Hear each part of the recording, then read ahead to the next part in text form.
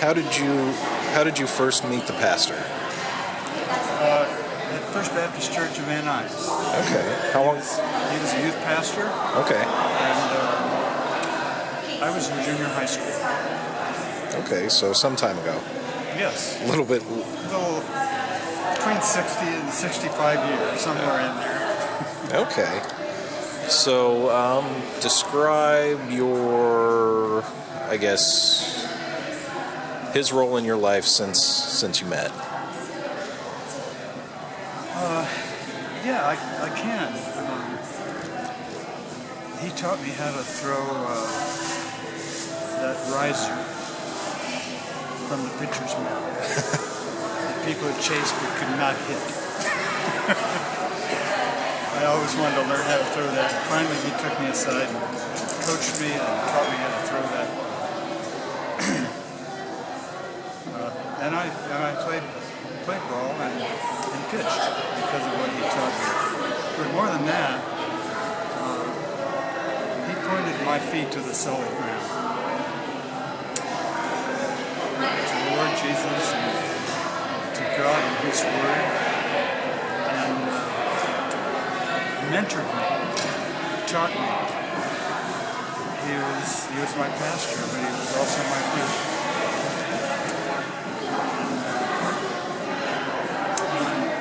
Pat and I moved to San Jose.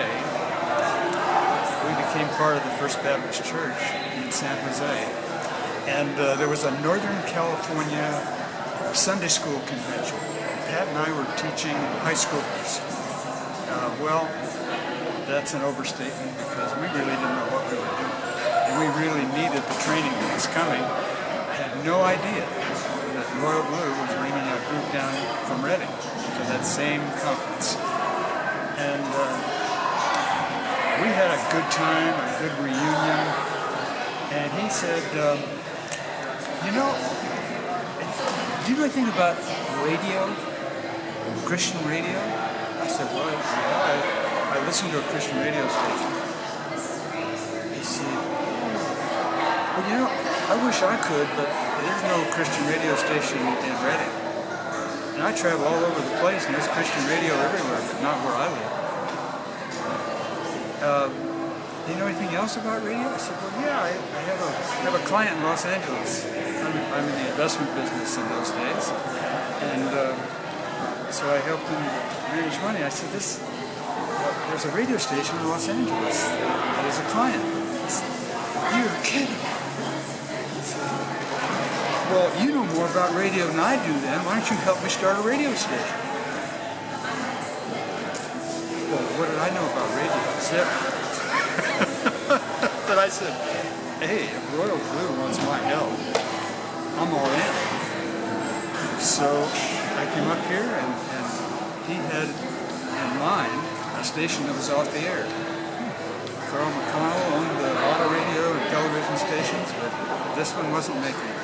And he tore it apart and put it in a warehouse, just sitting there collecting dust. And so I rounded up a friend who was an engineer for Family Radio, and he came up and looked at all this stuff, and he said, this will fly again. If it's for sale, you probably ought to get it. And so we started to work on it together, the blind leading the blind.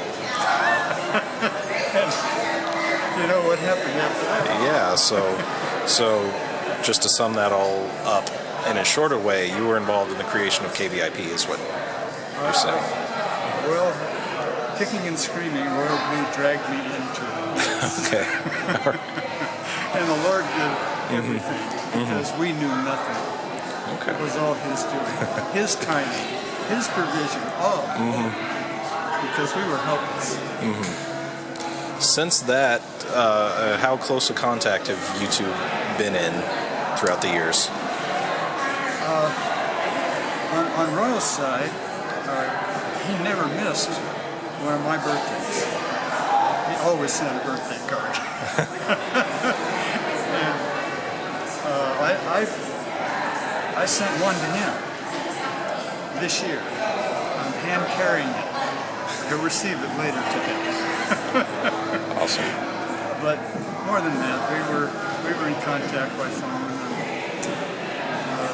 and of course, as the radio station developed and grew and became multiple radio stations, we were in touch all the time. He actually this act of his to draw me into radio became the direction that the Lord took my life.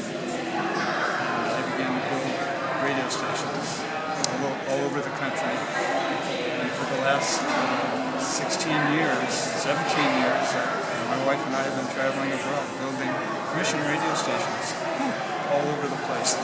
Wow. Not my doing. The Lord has to open the door and push me through it.